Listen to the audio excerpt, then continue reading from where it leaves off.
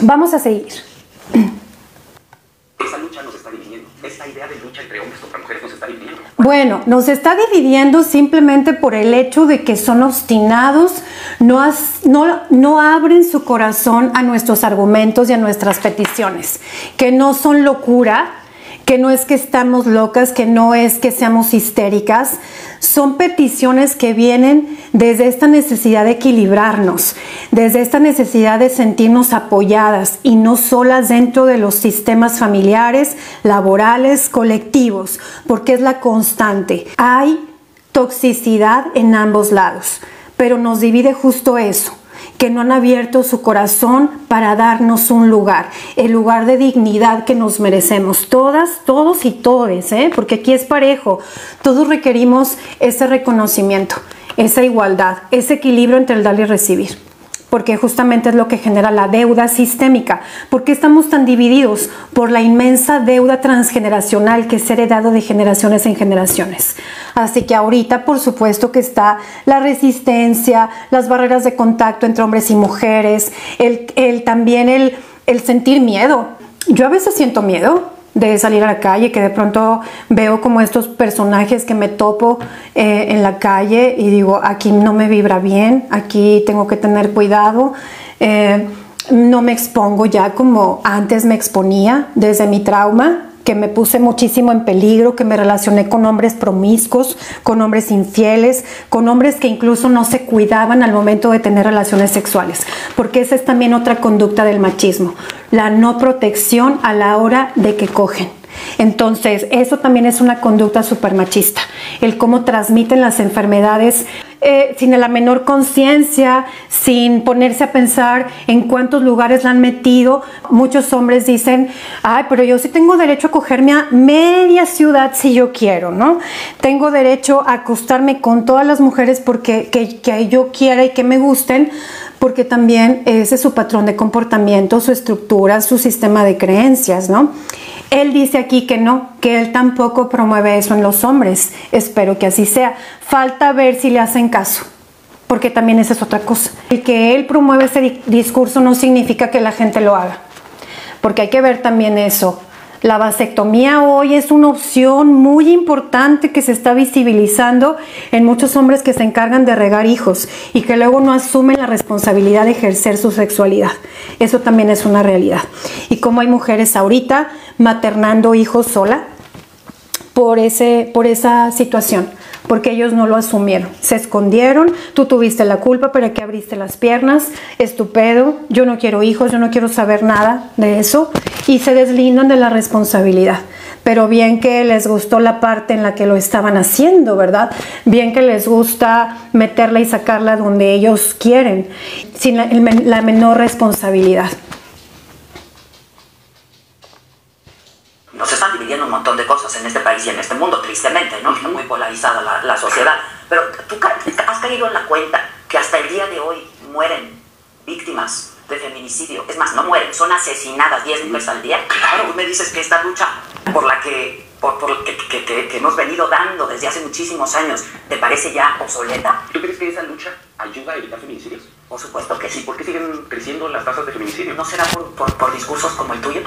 No será por discursos como el tuyo.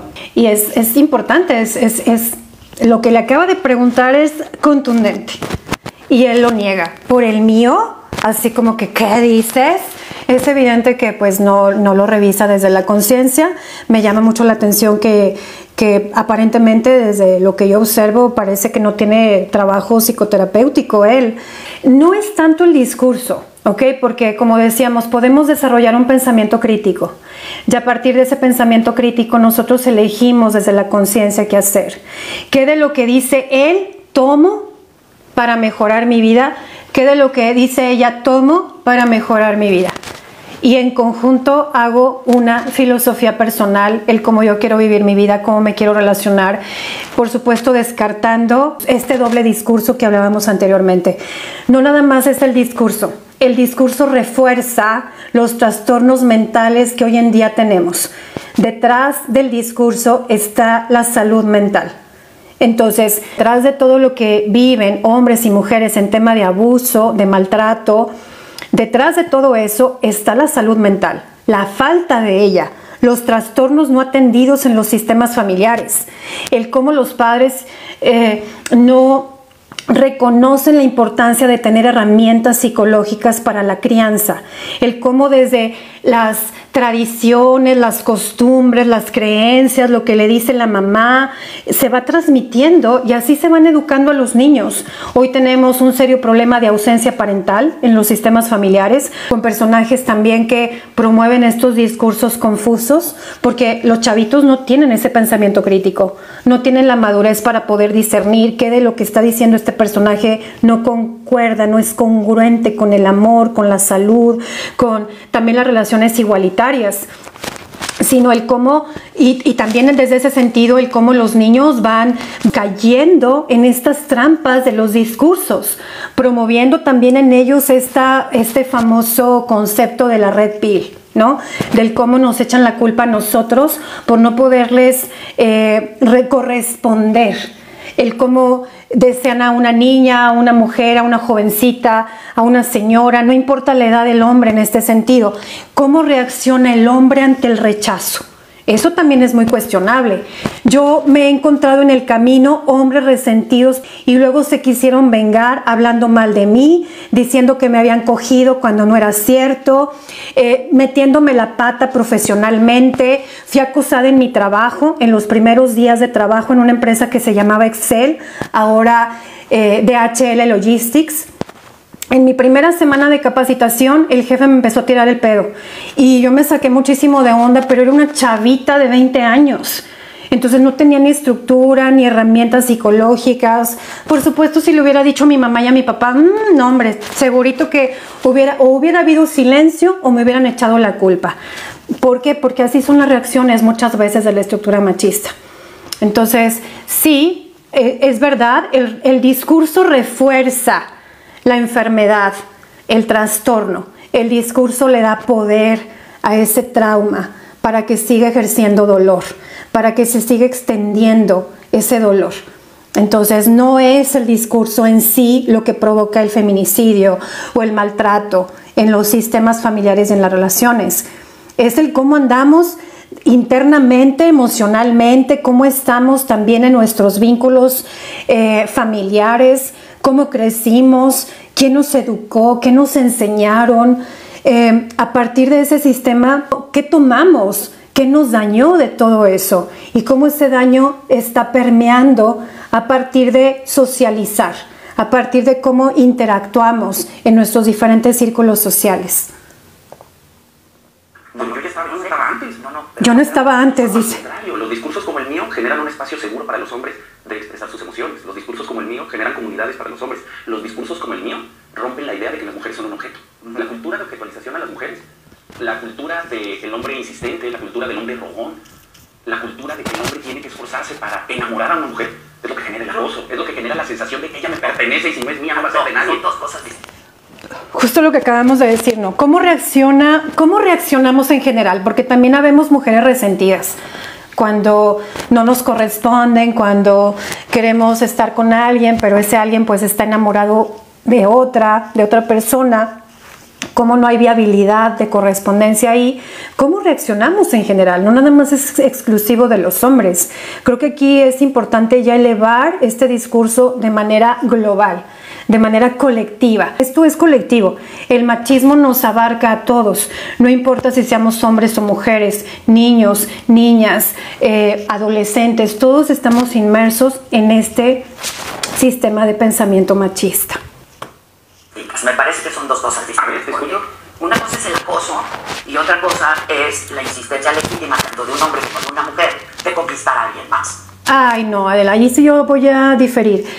Yo no creo en la insistencia. Si no es, no es. ¿Por qué vas a estar insistiendo que alguien te ame de entrada? ¿Por qué vas a estar insistiendo que alguien te reconozca, te dé tu lugar? Es muy importante los órdenes del amor en el contexto relacional de pareja, en todo, pero en la pareja es muy importante. ¿Por qué? Porque si no hay espacio, pues ahí no es. Entonces, ¿por qué vas a estar insistiéndole a alguien que te dé un espacio que no está dispuesto a darte? ¿Por qué vas a estar de rogón? ¿Por qué tienes que insistir Si es, y si no, no es. Entonces muévete, no tienes que insistir, sino más bien es buscar la viabilidad de la relación. Porque también la insistencia luego juega un doble juego, juega un doble papel ahí, que puede transgredir otras cosas, ¿no? Entonces yo ahí sí no estaría tan de acuerdo en la insistencia. O sea, dices una vez, oye, me interesas para formar una relación, ¿cómo ves? Comenzamos a salir, me atrae tu personalidad, me atrae que eres así, que eres asá, me gustaría conocerte más profundamente, esas cosas, ¿no? Pero así como que si no quiere, si no te dijo que sí inmediatamente, si tú ves tu rostro, porque también lo que no decimos habla, pues ahí no hay necesidad de insistir, yo digo. ¿Tú qué crees? ¿No crees? Por supuesto. ¿Qué es el acoso, entonces? El acoso lleva una connotación agresiva. Sí. Eso lleva el acoso, Sí. una connotación de agresión. O sea, ¿tú crees que los hombres, tú crees que la mayoría, hablemos de mayorías porque hay muchas particularidades, pero tú crees que la mayoría de los hombres que acosan lo que quieren es violentar a la mujer? Cuando hay acoso, sí, claro. ¿Tú crees que su intención es esa? Yo no estoy de acuerdo contigo, ¿sabes? No, el acoso no necesariamente incluye la violencia. El acoso no necesariamente viene a partir de la violencia. ¿Tú crees que este personaje del cual te estoy hablando, que fue mi jefe y que subió conmigo el elevador en esa vez que me llevó al hotel en donde me estaba hospedando, fuimos a cenar primero y luego me llevó al hotel y luego me dijo, te acompaño a tu habitación, pero él ya traía una doble intención. Yo me podía subir perfecto, ¿no? Pero este conflicto de la autoridad que yo solía tener y además la poca capacidad que yo tenía en ese momento para visibilizar el peligro, para reconocer el acoso, él no me insistió, él no me violentó, él no me puso su bote en el cuello para manosearme o para proponerme eso. No me violentó y sin embargo me acosó y me siguió acosando. Y yo seguía ahí porque no tenía herramientas para reconocer. Lo que yo tuve que haber hecho era reportarlo con recursos humanos y decir lo que había hecho, porque además no era la única con la que lo hacía. Lo hacía con varias personas que trabajaban ahí, con mujeres que trabajaban ahí. Entonces no me violentó, no me agredió, no me golpeó, ni siquiera me dijo malas palabras. No hubo violencia en ese acoso. Igual no ha habido violencia en otros acosos que yo he sentido. Entonces sí es importante hablar de esto, ¿no? No necesita haber violencia en el acoso. No necesariamente hay. Dice aquí, fíjense, aquí está otro fanático del Temach. Oye, ¿los mandan o qué? Adela quedó en ridículo y calladita. Yo no le veo la ridiculez. Aquí no se trata de quién ganó a quién, porque ambos tienen cosas por corregir. Pero pues, cada cabeza es un mundo, ¿no? Mi opinión es que el hombre que acosa es un hombre descalibrado, que lo que está queriendo hacer es enamorar a la mujer, comunicarse con la mujer, pero nunca nadie le enseñó, porque los hombres en nuestra cultura no tenemos educación emocional, nadie le enseñó cómo escuchar a una mujer, cómo hablar con una mujer, cómo reaccionar a su lenguaje no verbal. Y eso no puede ser una justificación en este momento.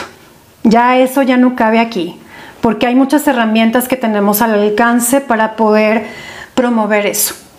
La regulación emocional, la conexión con lo femenino en los hombres, que es algo que no tienen la mayoría.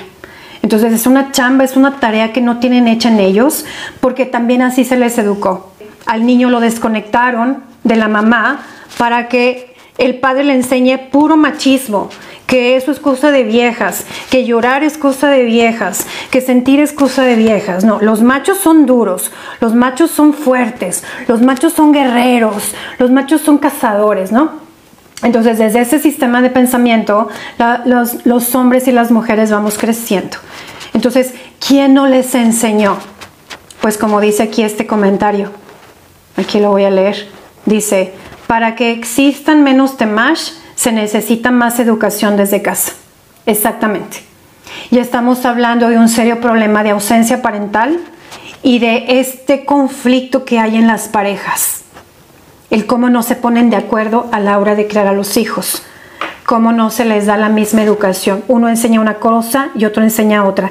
Y de ahí surge el doble discurso. Porque mi mamá dice una cosa, pero mi papá dice otra. ¿Y hacia dónde se va a hacer el chiquillo? Que son súper inteligentes. Al que le convenga. en el que no se tenga que esforzar, que no tenga que hacer trabajo. Por supuesto que le va a hacer caso al papá, porque pues ya no tiene que levantar sus calzones, ya no tiene que levantar el plato donde comió, ya no tiene que lavar la ropa que ensució, ya no tiene que asumir tareas del hogar, ya no tiene que barrer, ni trapear, ni sacar la basura de la casa para hacer estos actos de servicio para el bien común del hogar. Entonces, claro que desde el sistema familiar surge el machismo. Y también te voy a decir otra cosa, la religión también tiene muchísimo patriarcado. Y cuando hablamos de sistemas familiares, también inevitablemente hay que mirar al sistema religioso al cual están afiliados, porque también ahí impiden mucho el cambio y la corrección. Como dice por ahí la frase de una de las iglesias más recurridas en el mundo, que es la católica, ¿no? Honra a tu padre y a tu madre. Sin embargo, lo que en realidad están transmitiendo es ni los cuestiones, ni les preguntes, ni los contradigas, y sacrifícate por ellos. Eso es lo que quiere decir en términos religiosos: honra a tu padre y a tu madre. El autosacrificio, convertirte en un chivo expiatorio del sistema familiar.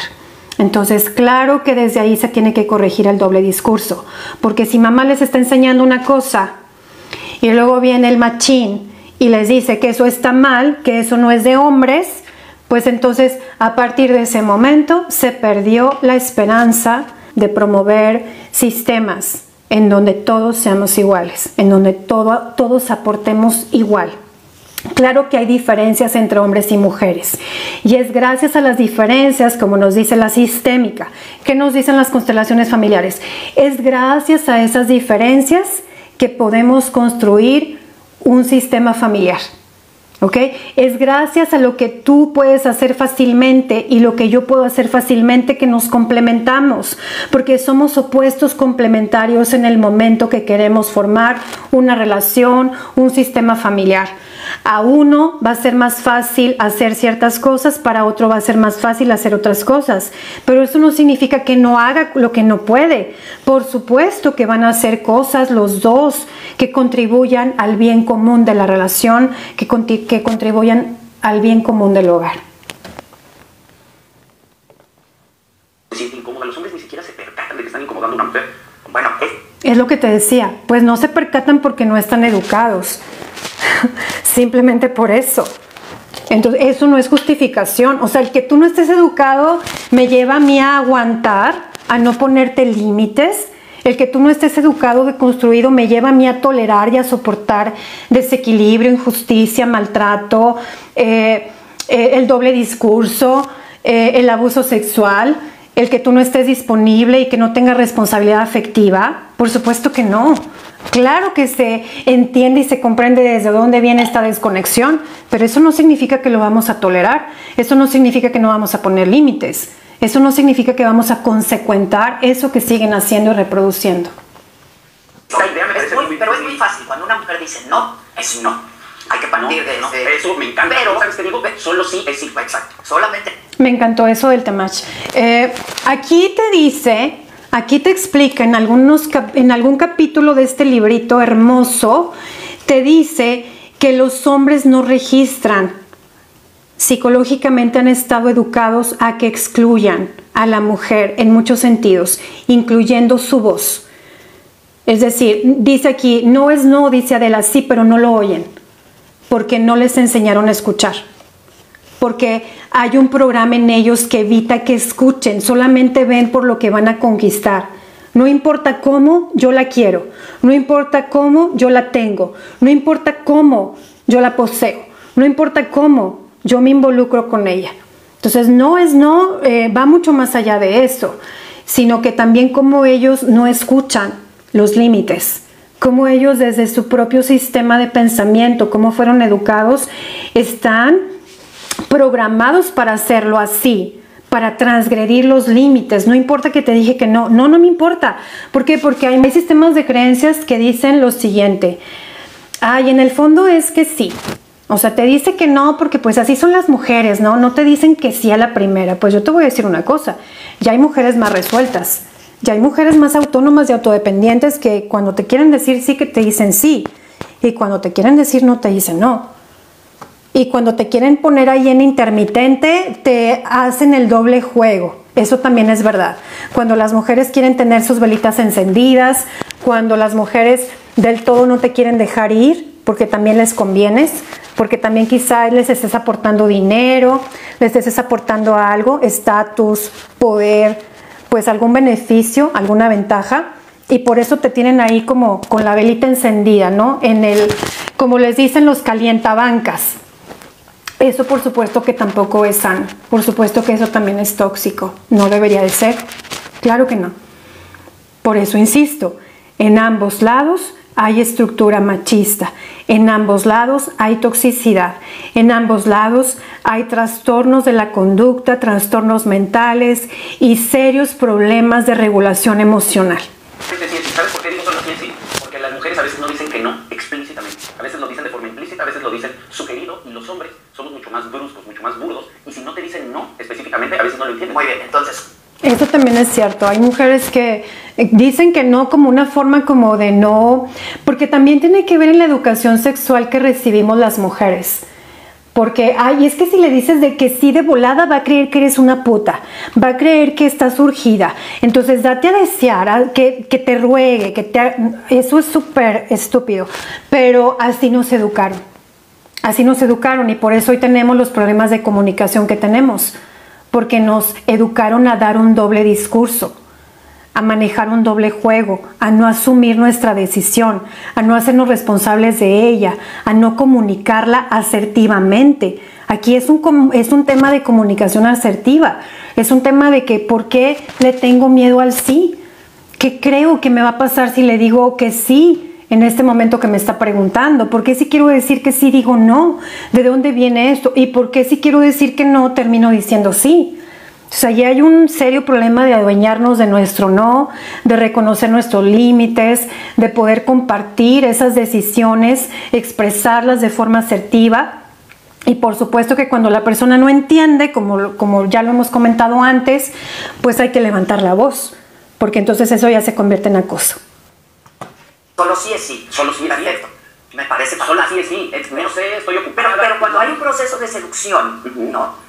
Pues ahí se vale que cada quien haga su chamba, tanto hombres como mujeres, ¿no? Claro, pero eso de seducción si te dicen que no. Se acabó. Eso es importante que los hombres lo entendamos. Sí, la mayoría de los hombres no lo entienden. Pero entonces, ¿por qué tu discurso se va al no seas robón, no seas llorón, no tal esto? No? O sea, ahí no queda muy claro que cuando pues una mujer dice no o una mujer no dice sí explícitamente y lo diferencias de un proceso de seducción. Estamos hablando de una pareja hombres-mujeres, pero hay muchas parejas ya de otro tipo, mujeres. Claro, ¿no? Pero en fin, yo no me especializo, aunque hay mucha gente de la comunidad en mi contenido, y yo he asesorado gente, pero mi fuerte es el contenido de asesoría emocional para hombres. También ese... Ay, le va a preguntar algo muy importante, oveja negra, fíjate. Ahí viene la parte muy importante, pero leo aquí algunos comentarios.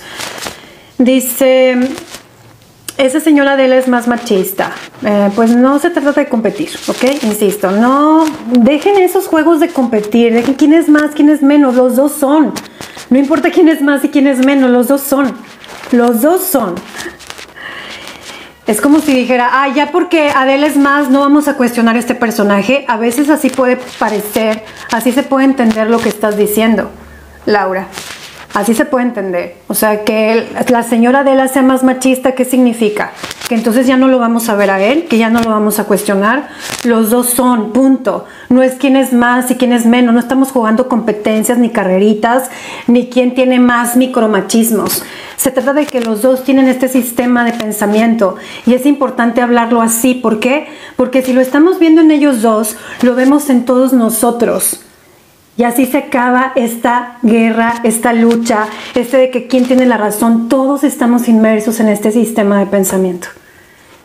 Dice R-Babe, dice, este hombre es hijo de madre soltera, por eso hace ese tipo de contenido. Ok. No sé qué tipo de relación haya tenido con su mamá, pero ya desde el momento que una mujer asumió la paternidad sola y la maternidad sola, estamos hablando de un sistema monoparental, donde la mamá seguramente tuvo que estar mucho ausente, mucho fuera de casa para poder sostenerlo. Por lo tanto, hay una desconexión del lado femenino inevitablemente. Hay un movimiento de amor interrumpido, así se le llama en constelaciones. Cuando hay ausencia parental, madre o padre, cualquiera de los dos, se generan movimientos de amor interrumpido. ¿Cuáles son las consecuencias? Trastornos de la conducta, vacíos afectivos, hambre afectiva, hambre de reconocimiento, hambre, todo lo que significa hambre, ¿ok? De ahí vienen los trastornos de la alimentación, de la conducta alimentaria, es decir, y vienen otros síntomas, incluso puede involucrar trauma, porque imagínate, hay veces que vemos en los sistemas familiares de mamás solteras que los niños crecieron solos, los dejó solos la mamá, y ahí estaban solos en casa, sin ninguna figura de autoridad. Entonces a veces el hermano mayor toma el rol paterno o el rol materno, es la figura de autoridad ahí. A veces no hay figuras de autoridad y pues obviamente hay consecuencias graves en los niños. Esta desconexión con mamá desde lo afectivo, desde el vínculo, desde el poder construir precisamente las relaciones a partir de este vínculo materno, porque esa es una de las funciones de la maternidad. En los primeros pasos es lo que se hace.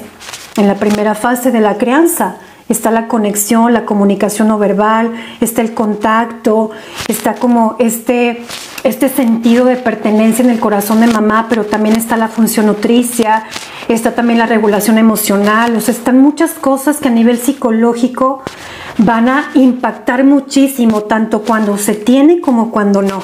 Cuando se tiene, por supuesto, hay consecuencias positivas, pero cuando no, por supuesto que va a haber consecuencias negativas. Entonces, por favor, dejen el discurso de la competencia. Eso es parte de la estructura machista. Dejen de competir. No estamos hablando aquí de competencias, estamos hablando de una situación que transgrede a todos por igual. Hombres, mujeres, absolutamente toda la comunidad. Se me hace tan resentido con lo femenino, ¿ok? Sí, visiblemente se ve ahí como algo que pues llama la atención en ese sentido. Oigan, gracias por sus regalitos, cariños. Muchas gracias por sus regalitos, por su compartir, por su tap. Muchas gracias. Fíjense lo que les va a preguntar. El problema es que mi contenido no está centralizado en cómo se van a sentir las mujeres con lo que yo estoy diciendo. Mi contenido es un contenido de alto impacto para hombres. Lo que a mí me interesa es que los hombres reaccionen con pero reaccionen antes, o sea... Y ahí hay una contradicción, porque antes dijo que él también inspiraba a hombres y mujeres, ¿ok? Entonces ya no le importa cómo recibimos nosotros su discurso. Ya no le importa cómo se escucha cuando dice que somos una generación de mujeres de la verga. Eso ya no le importó. O sea, no cuida esa parte y justamente ahí está la peligrosidad, el cómo se refiere a las mujeres. O sea, ¿qué quieres provocar, en realidad? Uno. Y dos, ¿qué autoridad tienes tú para asesorar? Ay, le voy a volver a ver. Fíjense. Claro, ¿no? Pero, en fin, hay una brecha generacional ahí en donde los medios de antes eran la televisión, los productores te dieron a ti la autoridad, tu educación te dio a ti la autoridad, la televisión te dio a ti la autoridad. Ahorita la autoridad no te la da un productor en la televisión, te la da la gente. Sí, bueno, hay todo un rango de creadores de contenido, sí, y la gente me está eligiendo a mí. Sí, pero yo, con 40. ¿Y por qué lo eligen cuando tiene un doble discurso? Es lo preocupante. Cuando tú reconoces el doble discurso, ya ese discurso se tiene que descartar. Entonces, ¿por qué lo eligen? O sea, ¿por qué se sigue fomentando el doble discurso? Y además, estoy repitiendo esta parte donde le pregunta, ¿tú quién eres para dar asesorías? ¿Tú quién eres? Años de trayectoria, no me siento ni me considero una autoridad como para predicar. Haz esto o haz el otro. ¿Eres una autoridad en periodismo? ¿No te consideras una autoridad en periodismo? Me considero una mujer con una larga trayectoria, con mucha experiencia. Claro, pero no me atrevería, ¿no?, a salir públicamente a predicar y decir, a ver, hombre, o a ver, mujer, ¿no? Es lo que yo te decía, mi deseo es poder inspirar a las mujeres en su totalidad, ¿no? A que si tienen un sueño y un deseo lo abracen, a que conozcan sus derechos, porque son derechos, claro, los que tenemos, y que nadie nos los ha dado, los hemos conquistado a fuerza de esta lucha. Pero histórica, claro, es que justo esta idea de pelea contra los hombres, haz de cuenta que nos arrebataron sus derechos. La verdad es que no, la verdad es que ha habido muchos hombres aliados de la lucha feminista. Yo no digo que no. La verdad es que hay muchos aliados dispuestos. Sí, eso es verdad, hay aliados. Tiene toda la razón. Oiga, no sé por qué, no sé si lo hice bien. Bueno, le voy a seguir, ¿ok? Todos a luchar por los derechos de las mujeres. Hay muchos hombres que legislan en favor de las mujeres. Entonces, ojalá hubieran más, pero esta idea de los hombres nos quitaron los derechos, cuando es algunos hombres quitaron los derechos. Hay una distinción ahí que creo que es importante. No todos los hombres quieren ver a las mujeres sin derechos. Pero él sí generaliza. O sea, cómo él aplica el doble discurso para sí mismo, pero cuando se trata de cuestionar hacia lo que él considera la oposición o el feminismo, ahí no hay. O sea, cómo él sí generaliza, cómo él sí nos puede decir, hay una generación de mujeres de la verga, y ahí ya generalizó. ¿Por qué no dice, hay algunas mujeres que tienen broncas, sin decir de la verga?